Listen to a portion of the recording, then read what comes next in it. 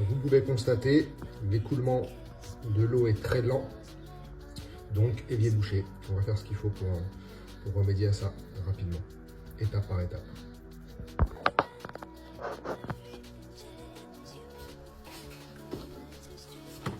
Donc là, on va commencer par retirer les petits produits de manière à travailler tranquillement. Chiffon. Voilà, je vais simplement me contenter d'abord dans une première étape de vérifier le siphon. Voilà, donc on retire gentiment le fond. Donc là déjà on peut constater qu'il y a pas mal de déchets et que c'est pas franchement très propre. Voilà. On peut dévisser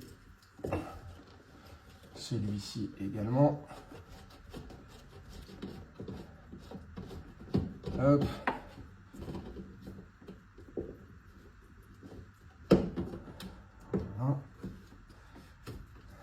Voilà, donc là vous pouvez voir par vous-même qu'il y a beaucoup de déchets. Et donc, c'est ce qui certainement empêche l'eau de s'évacuer correctement. Je ne sais pas si vous voyez bien, mais c'est tout noir. Donc on va nettoyer tout ça. Bon, à l'intérieur, là, il n'y a pas grand-chose, donc c'était vraiment au niveau du siphon. Donc ça, c'est la première chose à faire quand vous avez un écoulement difficile, c'est de vérifier le siphon. Si effectivement, ça ne suffit pas, c'est que le bouchon se situe plus bas, et donc on va aller chercher dans l'évacuation en PVC, et donc à l'aide d'un furet, hein, tout simplement.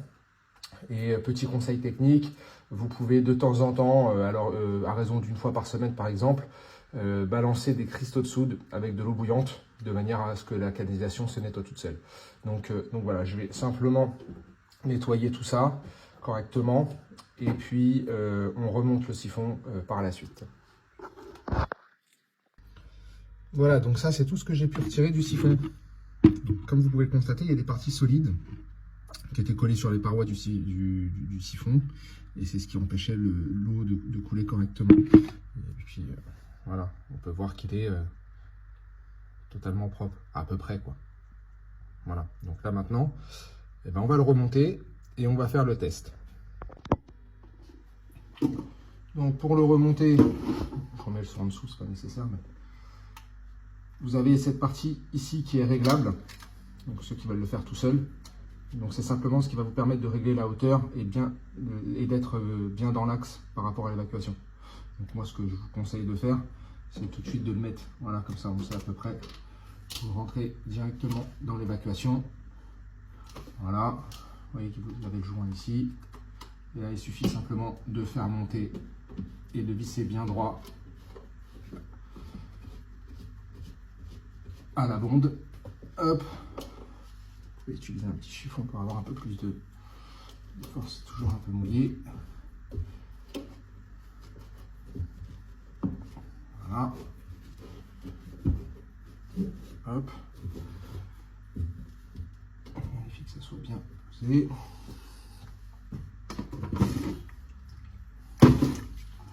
Je ne sais plus où est le fond du siphon.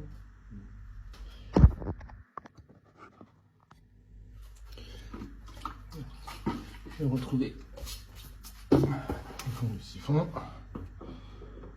Hop.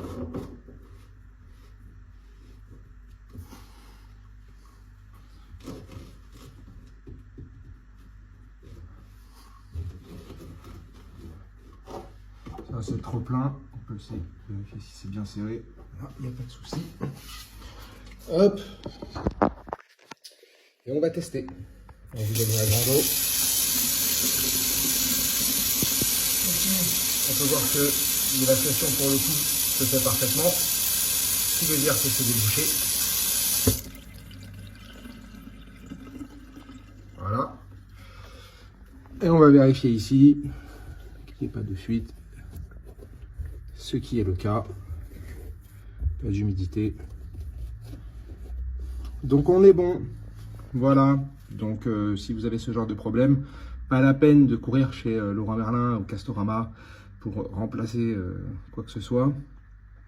Le siphon, ça se remplace uniquement quand c'est cassé, donc soit vous avez mis un coup et donc le PVC est fissuré, ou si vous avez un joint qui est défaillant, une pochette de joint ça coûte quasiment le même prix qu'un siphon complet. Donc là, à ce moment-là, effectivement, vous pouvez le remplacer par un neuf. Sinon, honnêtement, ça se remplace que très rarement. Et si c'est bouché au niveau des canalisations, vous faites déjà cette première petite étape. Et puis après, si c'est vraiment plus compliqué, là, vous pouvez faire appel à un plombier. Et si jamais vous avez quand même besoin de nous pour réaliser ce type de choses, il y a des gens qui ne sont pas forcément à l'aise avec tout ça, et bien vous pouvez nous contacter directement sur notre site internet. Voilà, bonne journée.